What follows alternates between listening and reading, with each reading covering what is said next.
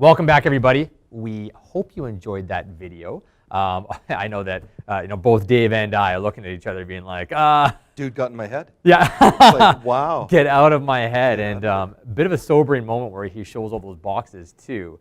Knowing that it's up to us to take action today on the things that are most important to us in our lives, and we do wait a long time on those things. So, however, I've been procrastinating on this Chattels conversation, so here it is. I haven't really been. I wrote this last night at 2 a.m. Yeah. The monster. You didn't. You The were ready. monster. We had this last week, and it was awesome. One of the things we want to chat about, and this was very top of mind, for Kirsten and I after just buying this house, and goods included and goods excluded. And you walk around the house and you want to do your client good by making sure that everything stays there, but often we get to possession date and it's a mess. Or there was just some miscommunication, not intentional, I call it nefarious actions, but it just happened. So Dave, I want to ask you a few questions. You've done such an amazing job of interviewing here. You sold real estate for many years. A few. You've been managing for many years and run into these problems many, many times. So first of all, let's start from the beginning here. What the heck's a chattel? Chattel. Do you want the Wikipedia or the Webster's? Yeah. Oxford and combined with Marion with a touch of Webster's. It's any owned personal property, movable or immovable, not connected to or attached to real estate. So these are what we call unattached goods. Unattached, anything you own that's movable or immovable. Interesting. And so in the purchase contract, where is this specifically talked about? Very little. It all comes in under 1 point in our current contracts. Yeah. 1.3 and 1.4, and a little bit of a disclaimer underneath that they're going to be a normal working order on possession date. Yeah. It's not dealt with very well. No, and it's a little bit confusing in the current purchase contracts as they're written, because it is saying that the property will include no unattached goods, nothing. So the property is going to be vacant of all unattached goods except for. Yeah. So and then that's where you put in what is staying. So everything that's staying, everything that's going. The new purchase contract will say the property includes these attached goods or these unattached goods. It's more vernacular. It's more plain English. Not a negative or a double negative. It's going to be here's what's staying, here's what's not staying. So let's talk about the beginning of a transaction. Okay. Let's talk about the listing stage. Realtor comes in and works with the client. What can they do with the client at the start to start managing expectations and addressing these issues with unattached goods before they arise? Well, the listing agent should have a talk with the client about it's very important for us to know what items you're going to include in the sale, and what items are near and dear to you that you are not wanting to give up, relinquish, and walk through the whole property, inside the home, outside the home, all around the home, and the garage. What kind of things are you looking for at this point? Anything that could catch a buyer's eye, anything that there might be confusion on. The basics, the things we see like hot tubs, pergolas, beautiful decks, heating units in garages.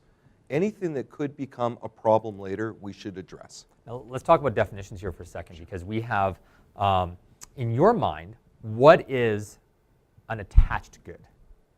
That's a good point. The definition of an attached good is anything that is secured, that is affixed to the dwelling, to the property. Right. There's that sort of statement that we always make, is it glued, screwed, or nailed to the property? But it's interesting because if you were to think about this, a washer and dryer has a hose that is screwed in and could be considered affixed to the property, yet we view it as something that should be leaving the property unless otherwise stated. So obviously a couch is not screwed to the property anyway. But an air conditioner. A bookshelf, quite often, they're anchored to walls. Yes, and some of these built-in wall units, which they got at IKEA, fits the wall perfectly, but the client is viewing this as something they should take. That's right. So these are some things that you should be walking through with your client. So a bookshelf that is screwed to the wall, my question to you, is that attached? By definition, yes, it is. Yeah. It is attached to the home. Right. But from the client standpoint, they might think, oh no, this is just a bookshelf that's just there, and of course that's coming with us. So it's very important to educate your clients. Another big one that we see all the time is TVs. Yes. Wall-mounted TVs. because is the TV itself attached? And how do you handle those? Basically deal with it at listing time and explain to them, if we are taking these, we need to write them, especially with the wall brackets, the wall mount units, that they're going to be removed. Yeah. We can leave it on a buyer to say the walls will be repaired, because that always comes up. Totally. We leave damaged drywall, holes in walls. It's about taking the time when you list a property to go through these with your sellers. Say, this is the expectation. If we're leaving them, we'll put it in there that we're leaving the wall brackets. If we're excluding the TVs, we need to exclude them in writing. And the fact that many buyers or sellers agents don't take the time to do that. It's a rush. Everything's rushed. Or there's input issues. We had an example at the current place that we're in that written in the listing, and we're going to talk about that in a bit here, relying on the listing comments. But written in the listing was an air conditioner window. And they have 2 beautiful air conditioner units that are outside, central air, but they had written in the listing for a window one. So if you were just relying and repeating the comments verbatim or copying and pasting, which some people do for web forms, then you will have, they theoretically could have taken their beautiful central units and had the window one that was left there, maybe in a box, maybe unattached.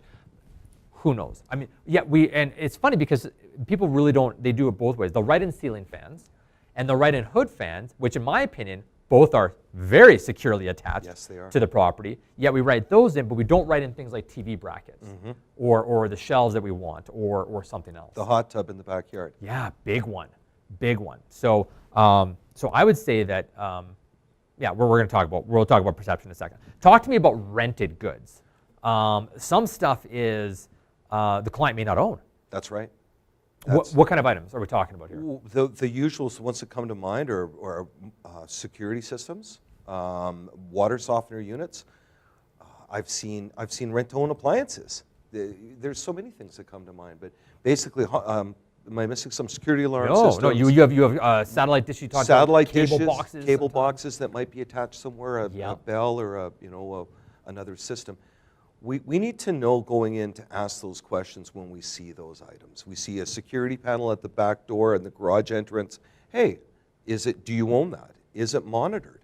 We need to ask those questions and really make it part of our listing presentation pre or post.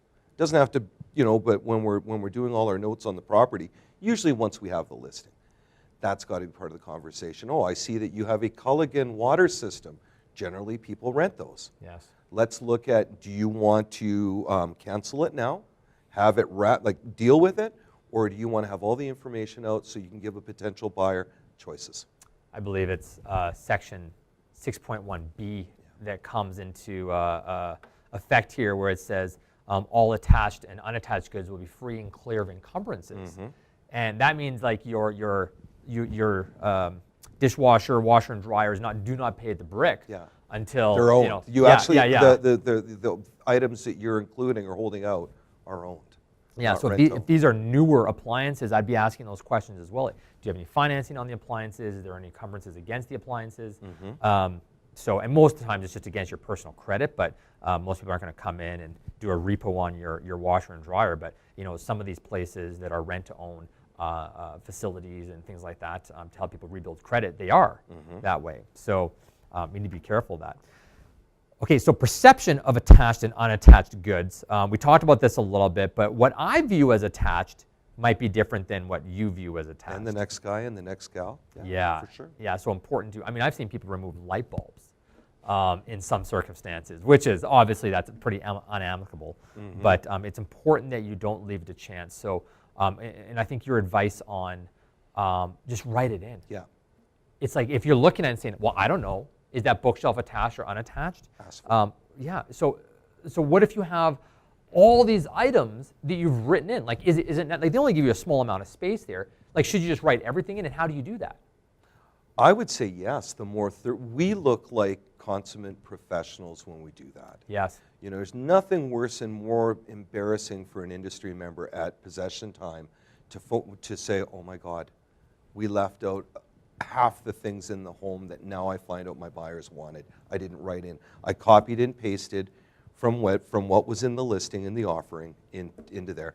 So yes, I think that we need to write a list. If it's bigger than 1.3, goods included, use an addendum. Yes. And give that addendum a name and say that it forms part of the contract, and have a bullet list of the items and the models and the makes, possibly serial numbers, in your addendum. I know it takes time, but it's thorough.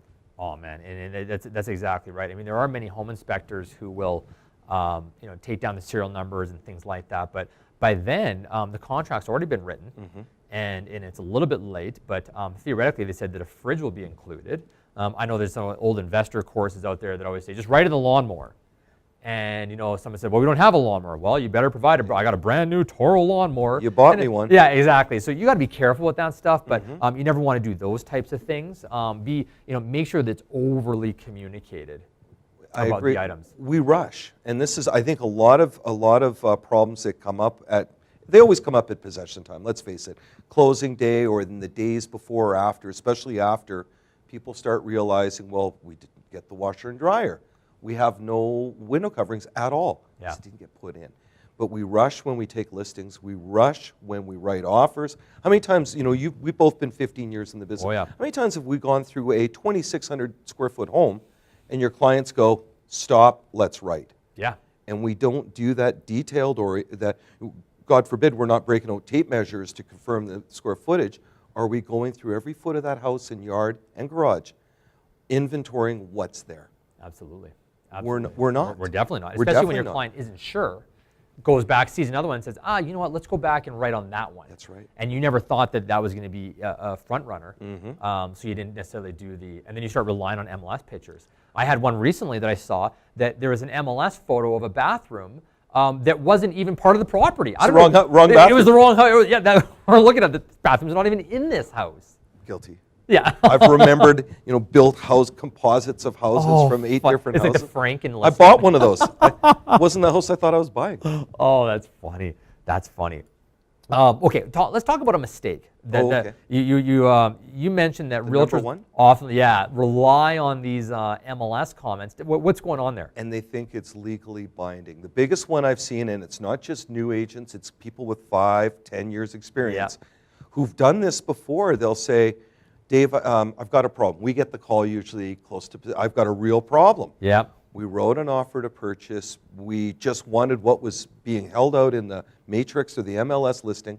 We didn't write anything in. like leaving 1.3 blank. Blank. And they just assume that since it was on the MLS listing, that all the furniture, appliances, attached goods will be included. Don't assume that, because a lot of investors and a lot of people trying to save money on a property will say, you know what, we'll take what we're given. We want a low ball. We don't want anything. And that's how a listing agent would come back to you saying, you did not ask for it. You will. And I'm not going to put words what a lawyer would say. Yeah. But you haven't asked for it, because the MLS listing that we're looking at on Matrix is an offering. It's holding out. It's a marketing piece, an offering of a property. It's not a contract. Yeah. It doesn't form part of the contract. Yeah. We need to write it down. And I've had a lot of agents go, well, are we good? Yeah. Quite often, things work out where, we talk to the other brokerage, and we, sometimes we'll work it out where they do say, you know what, we'll leave everything that we were offering in the MLS, but you need to tell your agent that you need to write it down. Yeah, I would say that the ultimate protection for your client is in the initial offer, all the items are written in there. A secondary layer, I mean, inadvertently, sometimes you miss something that is important to the client. They recognize it at the home inspection, they see it, maybe they review the photos or something like that, or something strikes them and they remember. At that point, you could do it before you waive conditions and say, I'm not going to waive conditions unless we do an amendment for this. Most people don't like a fridge that much to pass up on a $500,000 property, but it happens. I've seen fridges fall apart over less, or deals fall apart over less. Washer and dryers, deals fall apart over a $1,000 item. Unbelievable, unbelievable. We're going to talk about that in a future meeting about negotiations regarding that stuff and how to botch a negotiation with some of these items. But so that's a secondary layer. If you're doing a conditionless offer or something, try to get in there and write everything down that's possible, or make sure your clients are very comfortable giving you the instructions that if something is missing that's gone that you didn't write in, they're okay with that. So like foreclosures. Like foreclosures. I didn't even think of that, but with bank-owned properties, foreclosures, The bank doesn't own those chattels. Yes. They can't warranty that they're going to be there on possession day or working. Yeah. Another situation that came up, good segue into banks. This weekend, we had a realtor who the client wasn't taking any furniture with them. The seller wasn't taking any furniture with them. It was a person that needed their home furnished, was just starting off from scratch, built in a whole bunch of the furniture into the purchase that was supposed to be included. What are some problems with that? Appraisal. If basically I go buy your Cochrane home and you've got $80,000 in home furnishings. Yeah. If I'm paying any perceived value, true real value for those in the purchase price, and I'm financing, I don't care if I'm putting a conventional or a high ratio mortgage, we're going to have problems. Yeah. Because it will not. You sell me a $450,000 house for $520, and it comes back with a $450 appraisal.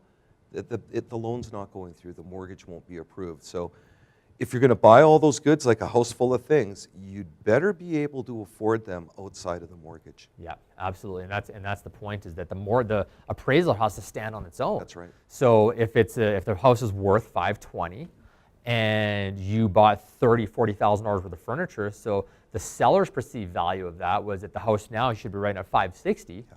Doesn't mean, and you think you're going to get 2.8% financing on it. On all the household goods? Yeah, and all the household goods built in the mortgage, amortized over 25 years, you need to think about that again. Yeah. Because your appraisal will need to come out for the value of the house and the land for $560, whatever that purchase contract was written up at. And if they start seeing that you've built in all this furniture and addendums with couches and love seats and coffee tables and art. Yeah, art. Yeah, they're not going to fund on that. No, so you could really be setting your client up for failure. It's okay for some of these pieces to be written in. Yeah, but a pool table or something, a patio set. Absolutely, and you could write in a ton Yep. of stuff. You could write in the house to be fully furnished. Lots of the houses in the U.S. actually sell fully furnished. Except you need to make sure that the house and the land appraised for the value that's written in the purchase contract. And you also have to be aware that you might do another agreement that's not tied to the house, but it does say that in addition to this, there are no side agreements and things as part of this. So make sure that you're not trying to build this in, that you're paying for it separately, you're cutting another deal that you're doing very, very separate from anything to do with this land transfer. That's right. So you can't be cutting the client other stuff outside. So talk to your lawyer as an extra piece of layer of security if you are going to be writing up a side agreement, because you do not want to jeopardize the financing on the $500,000 purchase. Absolutely. Lose a home over an appraisal for furniture that you may or may not want. Jeez, and there's so many other financing options out there for furniture You bet. that they can get after their mortgage comes through, after they take possession. Yeah. If you need to live with a house that has nothing for a month or very few things, you're sleeping on a bed, it's better to have that house, or sleeping on a blow-up bed, it's better to have that house than anything else. So. And we were taught when we were newer, we all were, that we're in the business of selling houses. Totally. We sell real property, real estate. We're not furniture salesmen and lawnmower salesmen. And sometimes we can get dragged into those so much that we've got agents phoning us going, oh man, my clients are fighting over a riding mower. Yeah. That should never have been in the contract. Gosh, I look at it, and we're going to talk about this in a future one. We have a whole section on negotiations, and this is one of the exact topics we're going to talk about, but we'll address it here really quick, is some realtors have this perception that, oh, let's just leave the washer and dryer out because that'll give us a negotiating edge. That is the dumbest thing ever. Why would you we already have a contract that's complex with all these different terms. Why would you throw more complexities into it? Why are you asking for problems? It's absolutely ridiculous. I agree. Keep it simple. Keep it simple. And we're not negotiating appliances. I'm not an appliance salesman. No. Forget it. Like you said, drives me up the wall. So. I think that we never see anything bigger at closing time than fights over chattels. Yeah. And attached or unattached goods. Totally. And everybody's definition. How about towel racks? Towel racks and tissue holders. Yeah. Do we need to go through and itemize those? I know. Where do you stop? Yeah. But I think the key is to write, when you're a listing agent, be thorough.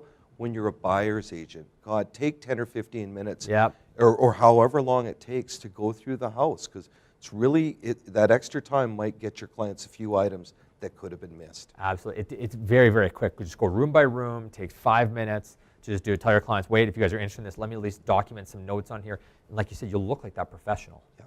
because you took the time. One other thing before we go. Yeah. Grandma's Tiffany lamp over my kitchen table. That the beautiful, I just dealt with this. That's it's perfect. the stained glass window that I got to keep. Yeah. We've got to deal with those. Yeah, and what do you recommend on that? Take it out, remove it before you sell, before you have that first showing. It's rare. It's rare that we'll have those things, but you have something that's got a lot of sentimental or financial value, remove it. Take it. Tiffany lamps. If you've got a $30,000 Cezanne painting, remove it. Yeah. Just like you have a lot of artifacts that other people might find disconcerting. Yeah. You might want to remove that, just especially high price items that are not for sale. If you can remove them before you go to market. Yeah, absolutely. Absolutely. Just remove all the question, over communicate and get this thing done. Dave, you're so knowledgeable. Dave sent us this write-up that was just absolutely incredible for this, and so thank you so much for that. The monkey went away. The panic monster came in, so I wrote that. Your knowledge is deep, so we really appreciate that. Thanks for having me on. And we're going to let you guys go on that. We guys hope you guys enjoyed the TED Talk, a little bit of a different pitch on it, and hopefully you guys will tighten up your contracts as it relates to unattached and attached goods. Awesome. We'll see you guys next week. Have a great week.